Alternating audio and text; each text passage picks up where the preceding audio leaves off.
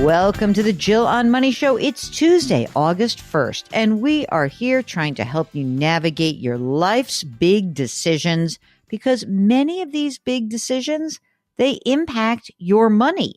And your money is maybe the means that will help you accomplish something in your life. It's not the be all end all. You know, if you've listened to this show at all, I don't really care about the amount of money you have, whether it's a little bit, a lot of it, does not matter.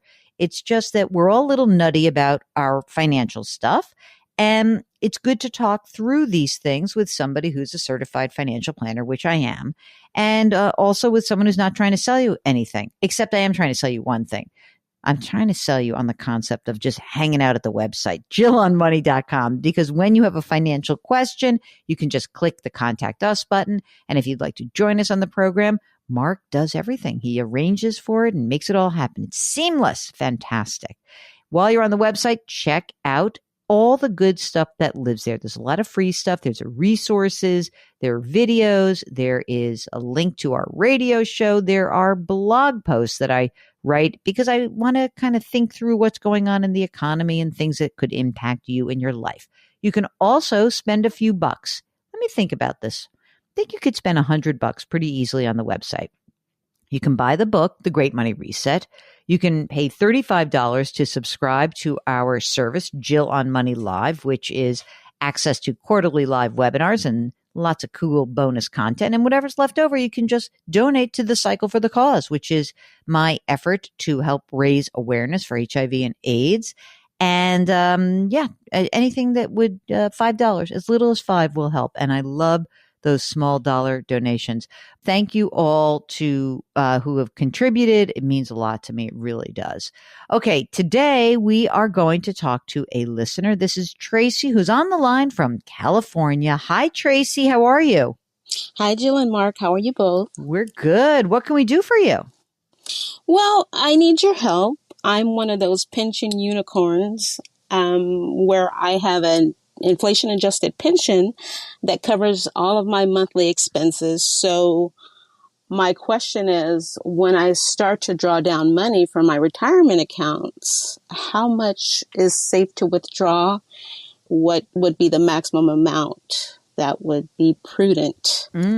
I love a pension that covers all the expenses. I like that idea, the pension unicorn. And then we'll have a picture of Tracy with little unicorn horns. That's fabulous.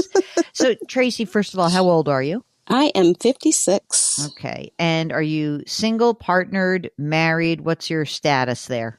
Single, no children. Okay. How much is the pension amount? So the monthly net would be $58.98. $58.98 a month. And that covers everything. That's net of your health insurance and net of taxes. Like that's Yep. Okay, great. And what else do you have that's out in the universe when you talk about pulling money out of other accounts? So tell us a little bit more about what else you have. Okay, so in my cash accounts, I have approximately $106,000. Mm-hmm. I have a mutual fund that's $53,000.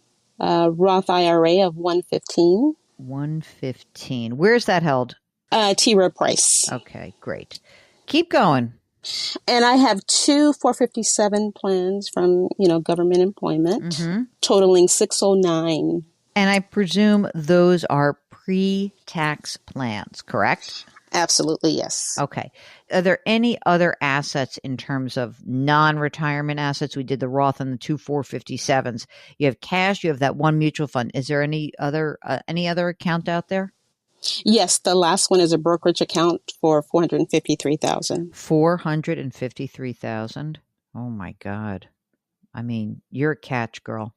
Okay, so. But the $5,900 a month is covers you. And Yes. Will you be entitled to Social Security eventually? Yes. So what's your Social Security benefit at your full retirement age? So in 11 years, you'll be 67. What's the benefit that you would receive at that level? So when I went onto the website and used the web calculator, at 67, it's showing $1,328 a month. Okay. And what about at 70? $1,647. Okay. And there's no one else. You say you have single, no kids, but do you have any relatives? Do you have parents? Do you have siblings that you need to at least account for or take care of in some way? Well, I'm currently taking care of my mom now, but beyond that, everything else would be a gift or whatever's left behind when I'm done doing my Okay. retirement thing. And you live in your own home? We're currently renting now. I'm unsure as to what the future holds in terms of whether I'll be renting or buying. I figure in 4 to 5 years, I would like to buy a house, but we'll just see where things go. But I will be preparing to purchase a home. I'm saving for that down payment just in case. So Okay. I may actually move to another state. I'm just not sure yet. So Okay. How much is your rent right now? about 2,500. So, I mean, to some extent, you're saving, but you already have this $400,000 in brokerage. So, I mean, it's like, or let's say you have $500,000 between the mutual fund and the brokerage that, you could use that to obviously as a down payment on a home. You could do a lot with that. So I'm not particularly worried about that. Do you have health care covered through your pension? That's included in my monthly expenses. So no, so I pay for that out of pocket. But that's all covered as part of my monthly expenses. Oh my God. So what are your expenses generally? About 4,200. So that's why you're saving this, $1,700 a month. That's amazing. And where are you popping that? Into the brokerage account or the cash account? The cash account for now. Any other big purchases coming up? Big party to celebrate your retirement or something like that?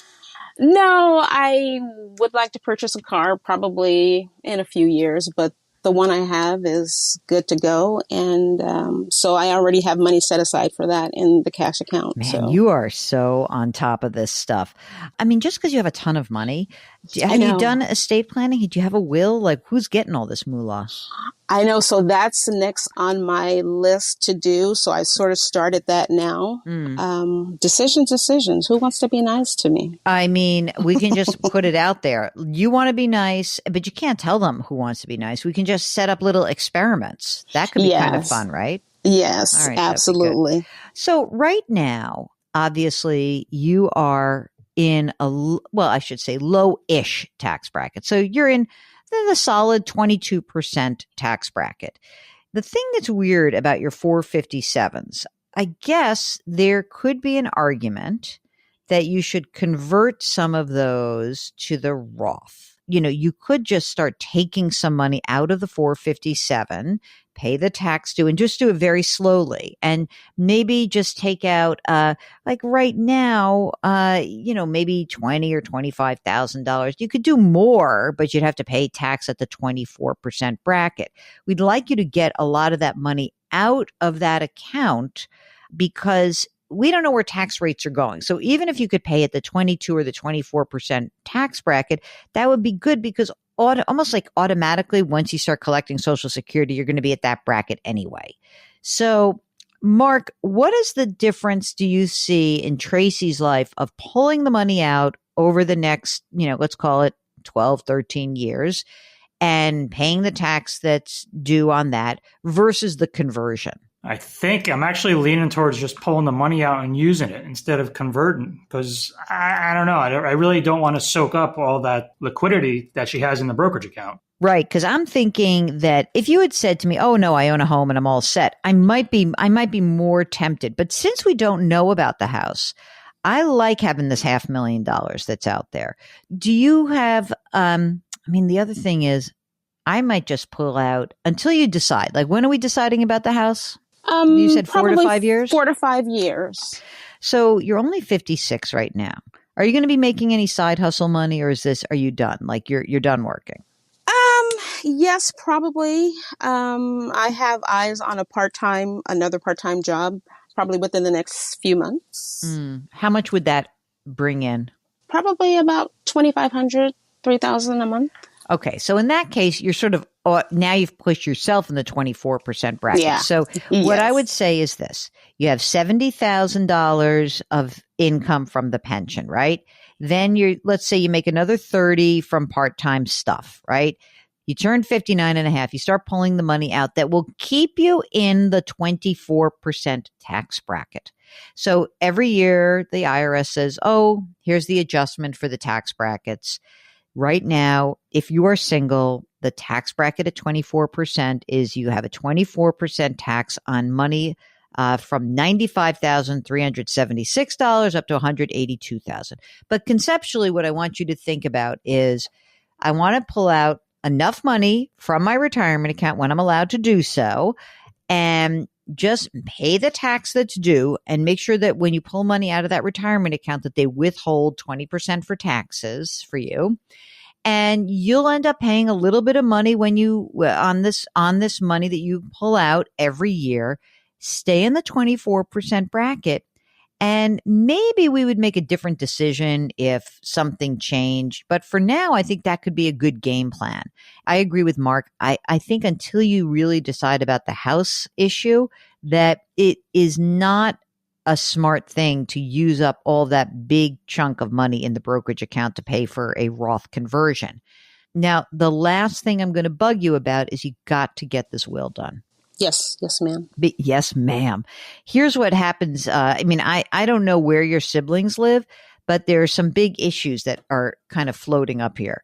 The Roth and the 457s are fine. They would pass by contract. You named beneficiaries on those accounts, okay? Yes. Now, where's the brokerage account? Is it also at T. Rowe? Vanguard. Oh, it's at Vanguard. Okay. You can do one thing to make your life a little bit easier. You can find out from Vanguard if that brokerage account can be made as a transfer on death account. The reason why is that would alleviate a lot of the problems until you get your estate planning done. And everybody listening, many more brokerage firms allow this, not everyone. But if you have a transfer on death account, then it's a much easier process to move the money after death. So yes, you need a will and a power of attorney and a healthcare proxy. But until then, it would be really great if we could get a transfer on death account. You just have to figure out who you want to leave it to. But I'm sure you know lawyers. And, if you don't, get some recommendations from your friends. But, we got to know, where's your stuff going? Where's your cash going? All these questions can be answered just by going through the process. Okay. Yes. And I have one other question. Sure. So the money that I'm pulling out of the 457s, am I just stashing that away? Am I putting that in the Roth? What am I doing with that? You can't put it in the Roth unless you have earned income. But if you do have earned income, that's not a bad idea. But I would just add it to the brokerage account for now. Oh, okay. Perfect. All right. Sounds good. All righty. Thank you so much. All right. Thanks so much. And we are so delighted that you got in touch with us.